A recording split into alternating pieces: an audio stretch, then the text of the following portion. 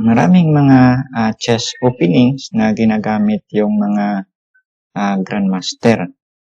So, yung mga openings na magugustuhan mo, so yun yung mga opening na gagamitin mo sa paglalaro. So, balit, ano nga ba talaga yung tinatawag na chess opening?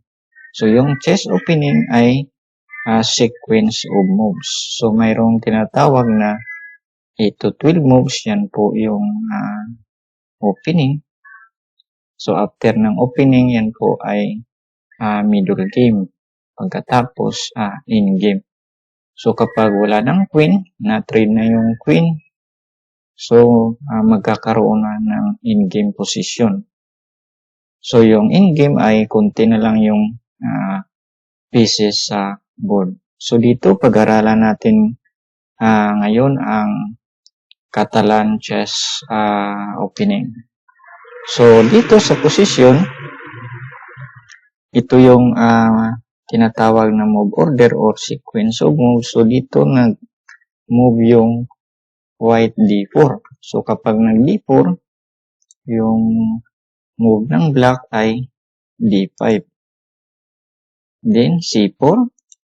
So, after c4, so, kapag kakainin ito ng black, ito po yung Queen's Gambit accepted. Subalit yung move ng opening na Catalan, so iba yung ginagawa ng black dito. So, yung ibang move order ay instead na c4, ay knight f3. Then, move ng black ay knight f6, g3, e6, bishop g2, bishop a7, castle kingside, castle din yung black sa kingside, then c4. So, ito yung ginagawa dito ng white. So, yung move dito ay c6 or dx c4. So, ito yung pag-aaralan natin ngayon, yung dx c4 na continuation move or ito yung close Catalan. So, after dx c4, queen c2, yan po ang move order ng Catalan. So, ito yung opening dito, yung nangyari dito sa game ni Kramnik versus Liko. So, dito, nag-move ng white d4, d5, c4, e6, knight f3, knight f6, g3, bishop a7, bishop g2, castle kingside, castle kingside. So, dapat sa opening, yung sequence ng moves, kailangan nyo ma-familiar or ma-memorize kasi para makasave kayo ng time. So, makikita nyo sa mga grandmaster, talagang mabilis sila sa opening dahil palagi nila yung inuulit or pinag-aralan na nila yung sequence ng moves. So, dito, dx c4, queen c2, a6, then queen takes c4. So, mayroon ding move na e4. Pero dito ay mag-concentrate muna tayo dito sa queen takes c4 kasi ito yung line nating pinag-aralan. b5, queen c2, bishop b7. So, after bishop b7, maraming continuation move dito yung ginagawa ng mga grandmaster. So, meron ding nag-move na bishop g5. So, ito yung favorite move na continuation move ni Grandmaster Mier. So, ito ay sinubukan rin ni Pirusha Aleresa. So, yung karamihan dito yung popular na continuation move ay bishop dito. So, maraming mga grandmaster dito ang gumagamit ng bishop dito. Meron ding bishop f4. Subalit yung line ni continuation move na ginagamit ni Kramnik, ito ay bishop dito. So, tingnan po natin yung move na bishop g5. Ito yung game ni Mier versus Dominguez Perez. So, ano yung ideas ng Bishop G5? So, yung gagawin dito para ma-develop yung knight, yung kanyang ideas dito ay i-trade yung bishop sa f6. So, tingnan po natin yung ginagawa ng Grandmaster. So, knight bd7. So, part ng opening na i-move yung mga minor pieces before major pieces. So, ito ay nagpalit yung bishop sa knight. So, nag-capture yung Grandmaster. Pagkatapos, knight b2, rook c8. So, dito nag-move ng knight b3. So, ito yung kanyang ideas dito ni Mier para makontrol yung c5 na square.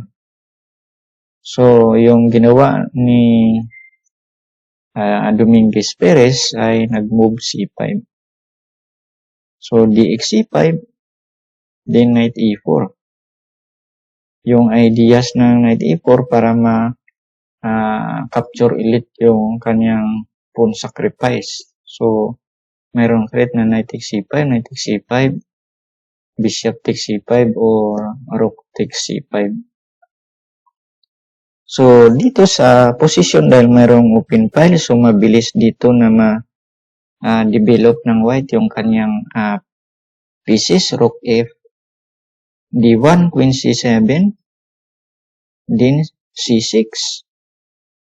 So, dito sa position, after c6, queen takes c6, queen takes c6, bishop takes c6, yung position dito ay equal. So, yung in-game position ay equal. So, ito ay playable sa white at saka black. So, dito alam nyo kung ano yung gagawin ng bishop g5. So, yung idea, so ganito yung mangyari sa position. So, dapat makontrol dito yung d5. So, yan po ang ideas ng bishop g5. I-trade yung bishop sa f6. Pagkatapos, kapag gusto nyo makipag-in-game, so i-trade nyo yung queen. So, dito nag-move yung black c5 kasi backward pawn yung c5 para wala yung kanyang weak pawn, isolated pawn doon kanina sa c7. So, ito yung mangyari, equal yung position. So, tingnan po natin yung move dito na bishop f4. So, ito yung move na bishop f4. Ito yung ginamit ni Nigel Short.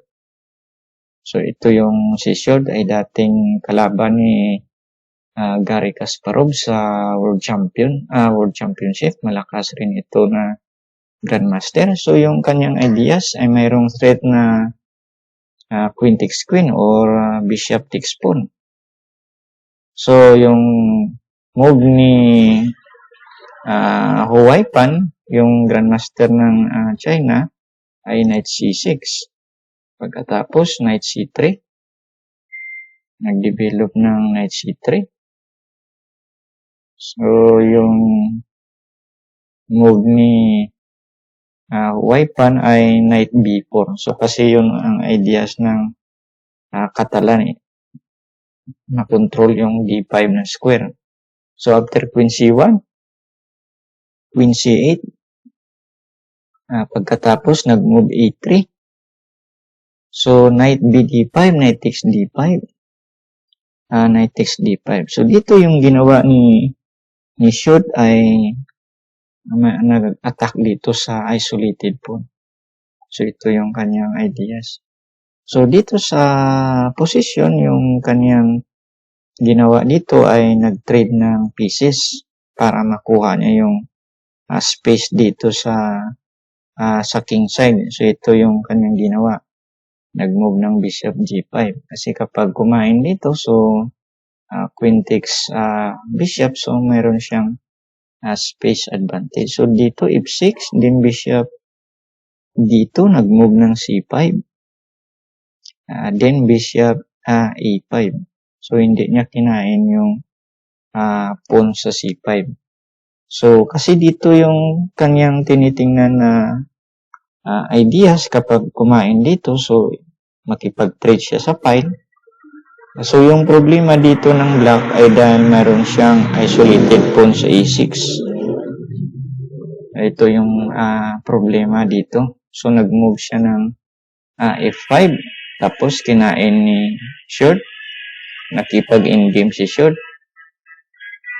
So, queen takes c5, queen takes c5, bishop takes c5. So, dito sa position ay advantage dito yung white or si short kasi mayroong backward pawn dito. So, ito yung problema ng black dito. So, nag-move si short ng knight g5, mayroong attack. So, force yung black na mag-defend.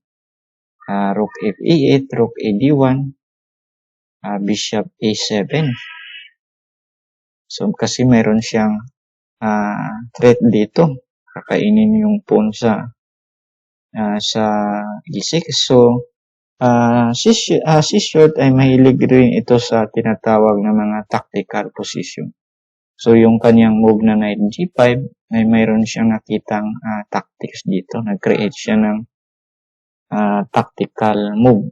So, kung makikita nyo yung kanyang ginawa na chess video about chess tactics, so ipapakita ko sa inyo sa susunod na araw yung kanyang ibang mga games. So, dito sa position ay nag-create siya ng chess tactic dito.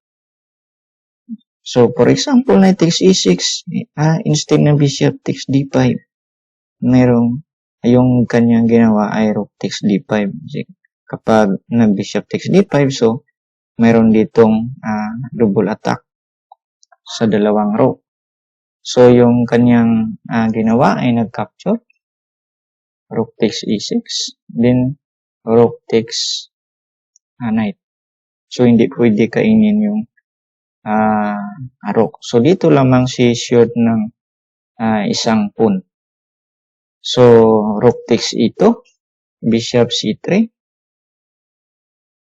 So, hindi pa rin makain yung kanyang rook sa d5. Bishop c6. Then, rook takes f5. Bishop takes g2. King takes g2. Rook f8. So, nag-simplify dito yung black. King takes f8. Then, king f3. So, dito yung pawn dito sa queen side ay ito yung backward pawn. So, kasi kapag in-game, yung kailangan sa in-game, yung king activity. So, yung mga chess principle, talagang yung mga grandmaster ay nag-rely sa tinatawag na chess principle. So, tingnan nyo po yung kanyang ginawa. Rook c2, king e4. Rook e2, check, king d5. King f7. Then, king c6. Rook e6, check, king b7. So, yan na po. Yung kanyang ginawa ay nag-attack dito sa backward pawn. So, tingnan nyo po yung mangyari kapag na-win ito yung ni-short yung pawn dito. So, winning na po dahil mayroon ditong pass pawn. So, tingnan nyo po yung kanyang ginawa. Bishop c5, rook d1, control sa file. g5, so rook d5, mayroong double attack. Bishop e7, nag-move siya ng f4. So, bakit nag-move siya dito ng f4? Kasi mayroon siyang threat dito. So, kapag kakainin na naman ito ng black, ay mayroon siyang move dito. Bagat mayroon siyang pass pawn. So, kasi ito po, ito yung tinatawag na 3 versus 2 pawn majority. So, yan po ang kanyang ideas para makakreate ng pass pawn. So, g takes e4, g takes e4. So, yan na po, mayroong pass pawn. Then, rook h6. So, dito kahit i-give up ito yung pawn. So, yung problema dito ng black ay ito yung kanyang pawn sa queen side. So, tingnan nyo po yung mangyari. Nag-move si short na f5, rook takes pawn. So, king takes pawn. Or king takes e6. Pagkatapos, rook c2. Rook d7. So, mayroon threat na f6. king e8, rook dito. So dito yung kanyang ginawa ay nakipag trade kasi kapag ayaw ng dito ng black, so mayroon siya ditong move. I-pin niya yung bishop or kakainin niya yung pawn sa d5. So rook takes dito, bishop takes dito, h5. So ito po yung pass pawn ng black ay madaling dipinsahan yan kasi ito pupunta lang yung bishop dito sa diagonal. So king takes pawn. So wala nang magawa yung si white pawn. So h4, king c6, bishop f6, din b4, bishop e5, bishop e3 para ma-stop yung pass pawn sa h4, h3, bishop g1, king f7. So dito may connected pass pawn yung white sa queen side. a4, king f6, a5, king takes f5, a6. So after a6, bishop d4. So dito hindi pwede kainin yung bishop dahil mayroong pass pawn dito yung black. So bishop h2. So dito po nag-resign na po yung Chinese Grandmaster dahil unstoppable na po ito yung pass pawn dito ng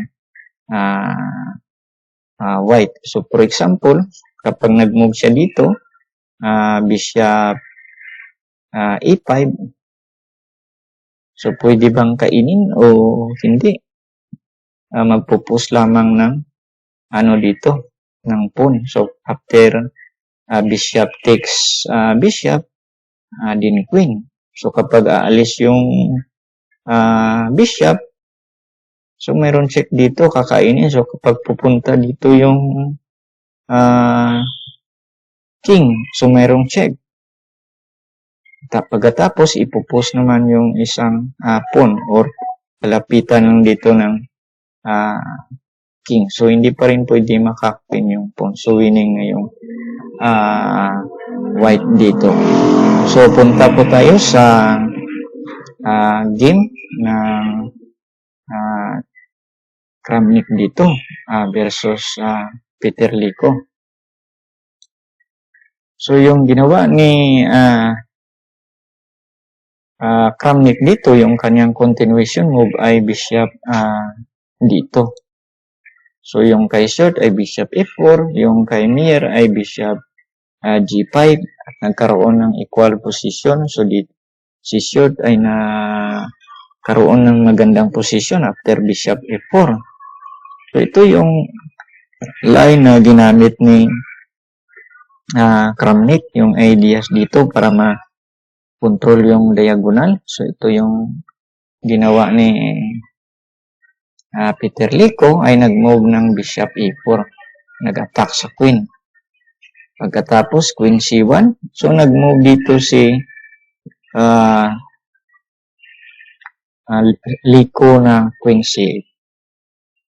So except sa queen c8, mayroong move na knight c6. So mayroon ding move na c6. So tingnan niyo po, ito yung move na c6, mayroon ding knight c6. Ito yung ginamit ni Giri. Ni Aronian, Giri versus Aronian. Si Aronian nag-move dito, knight c6. So balit na talo siya kay Giri. So dito tingnan natin dahil mayroong dalawang games dito about c6. So ito yung game dito. Ito yung nangyari dito after c6. Ito ay game ni Jelfan versus Hari Krishna sa Prague Chess Festival 2019. So dito sa game na ito yung c6. Yung move dito ni Hari Krishna, ni Jelfan, ay rook d1. Kasi dito yung rook para mag-support sa kanyang pawn sa d4. Yung kanyang ginagawa ay para yung kanyang rook dito ay magtrabaho. So knight bd7. Tapos na knight c3. Ito ay talagang part ito ng chess opening principle. I-develop muna yung mga minor pieces. Then knight c3, bishop g6, e3, para hindi mag b4, para hindi mag-drive out yung knight. Pagkatapos, c5, bishop e3. So, after bishop e3, yung kanyang move. So, bakit nag-move dito bishop e3? Para ba mag-control dito sa diagonal. Kasi, saka ito yung rook, ay ma-open yung file sa rook. Kasi kapag dito ang bishop ay nag-block sa activity ng rook. So, rook c8. Pagkatapos, kinain niya yung pawn takes c5. Bishop takes c5. So, after bishop takes c5, mayroon siya ditong ginawang tactic. Ito yung pinning. So, yan po, nag-move knight e5. So, ito yung tinatawag na pin. Kasi na-pin yung knight dito sa d7. So, itong isang knight hindi pwede makagalaw. So, pwede niyang gawin dito ay mag-move ng knight dito or kakainin yung bishop muna. Or mag-move next move, bishop g5. So, tingnan nyo po yung move ay umiwas agad yung black dito, queen c7, then knight c6 kasi may threat na sa queen takes e5 or knight e5. Then rook f8, bishop takes c5, knight takes c5. So, dito kontrolado ng white yung mga moves dito, yung mga square. So, queen e3, nag-attack sa knight b7, then nag-move b4 para nag-move siya knight b4. Mayroon siyang attack dito sa backward pawn. So, after knight b4, para ito yung bishop ay ma-open. So, yung ginagawa dito ng white, or ginagawa ni Jelpan, atakin yung weak pawns dito ng black sa queen side. Dito sa katalan, sa mga ganitong klaseng posisyon, kasi kapag ganito yung king ay intact yung kanyang position, so wag kayong mag-attack dito sa king side. Dito yung mga pawn weaknesses sa queen side sa ganitong klaseng opening. So after knight b4, knight c5, bishop c6, nag-attack sa rook, then knight f d7, rook ac1. So after rook ac1, queen d8, yung kanyang ginawa, nag-move ng queen d8. So dito mayroong tactic dito na nakita si Jelpan na blunder yung kanyang move na queen d8 ni Hare Krishna. So mayroon ditong tactic, knight takes b5. So dito ay losing agad yung black dito kasi mayroong threat dito. Mayroong kakainin niya ito. Ay mayroong ideas dito na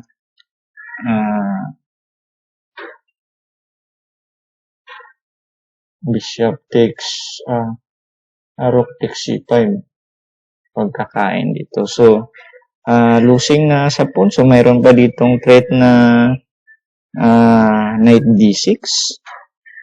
So, lamang na po dito yung white. So, nag-resign dito si Hare Krishna. So, dito ay yung ibang move dito after c6. So, dito mayroong game dito na the same position. Ito yung game ni Dochenko versus Gordon.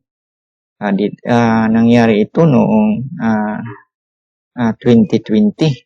So, 1 year later lang kasi yung game ni Hare Krishna, ni Jelpan versus Hare Krishna ay c6, nag-move si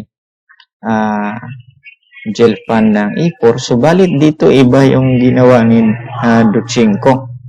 Nag-move siya ng e4 pala yung move dito ni Dochenko. Kay Jelpan, ito yung kanyang move, rook d1. So, yung ginawa dito ni Duchenko ay nag-move ng E4. So, iba yung ideas dito. Yung ideas dito para sirain yung pawn structure ng black dito.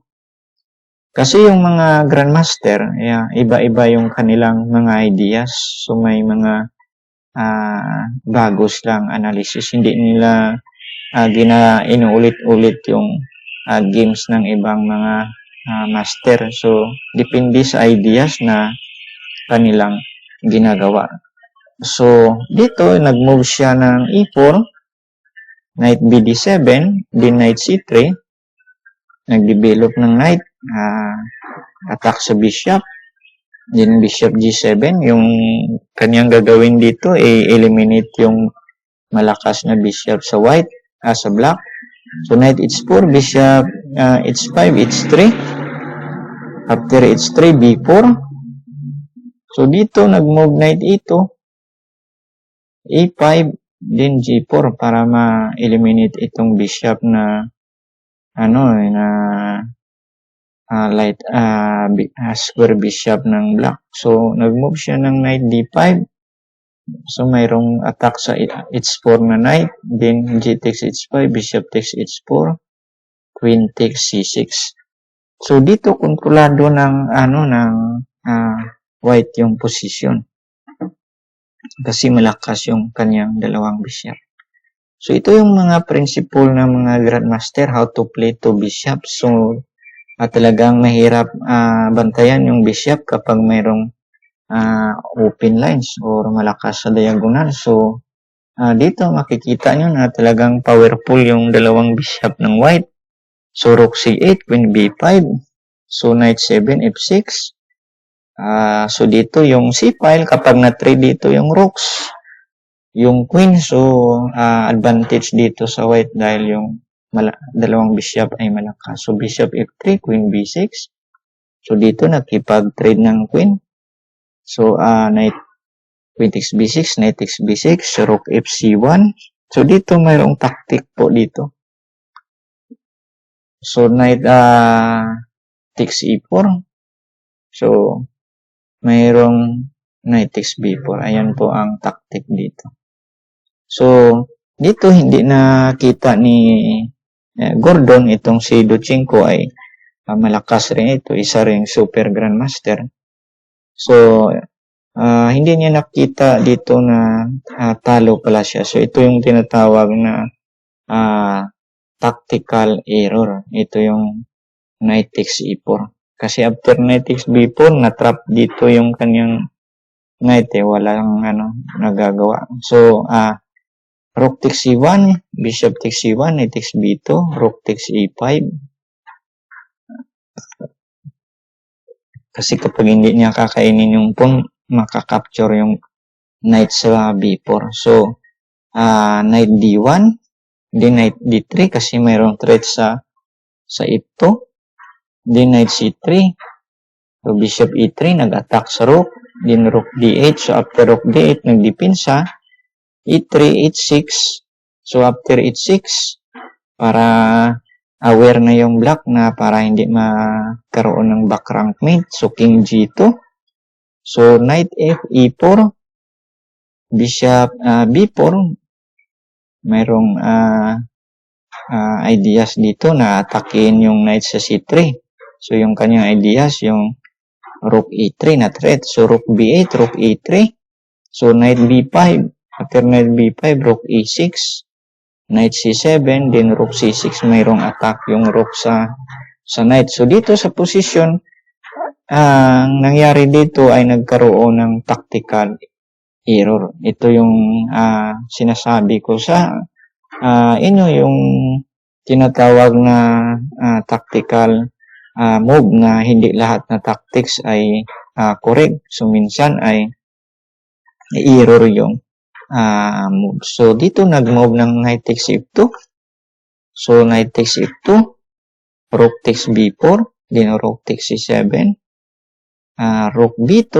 So, dito ito yung hindi nakita ni Gordon. So, ito yung correct na move na ginawa ni Lutsenko. Nag-move rook c8, king h7, pagkatapos mayroong bishop e4. So after bishop e4, f5, so bishop c2, so dito po ay one piece down yung black dito at saka nag-resign na lang yung black dito kasi lamang sa piyesa yung white. So yan po ang nangyari sa game na ito. So lagi niyo pong tandaan, so mayroon po tayong chess video dyan about chess tactic.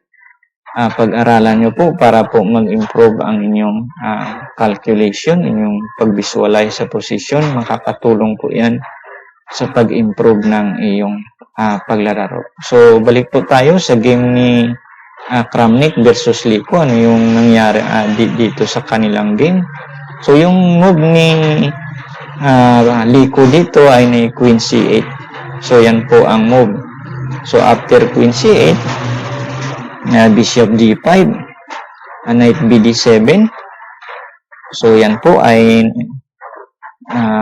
nag-support sa Knight in case na kakapturin yung Knight. So, Knight takes F6 lang yung kanyang gagawin. So, Queen C4 para ma-increase yung kanyang space. Advantage dito sa king side. Pagkatapos, mayroon kasi ditong next na move ay dito ay Knight B dito. Pagkatapos meron ng tactical threat.